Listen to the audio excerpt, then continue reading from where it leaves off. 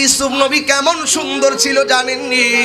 ইউসুফ আলাইহিস সালামের সৌন্দর্য দেখিয়া মিশরের মেয়েরা ফল কাটতে গিয়া আঙ্গুল কাইটা ফলাইছে, তারা টের পায় নাই।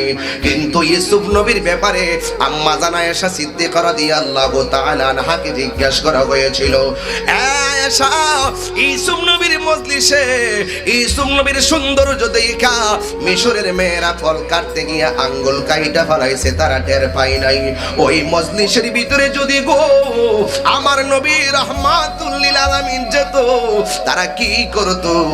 আয়েশা সিদ্দিকা বলে, আমি আমার নবীর ঘর সংসারে করেছি, আমি দেখেছি আমার নবী যখন হাসি দিতেন, নবীর সামনের দন্ত মুবারক সানায় ওলিয়ার দুইটা দন্ত আর এই দন্ত মুবারক হালকা যখন বের হয়ে যেত, আমি তাকায়া দেখতাম নবীর দন্ত মুবারক থেকে একেবারে নূরের ঝলমল ঝলমল চমকাতো।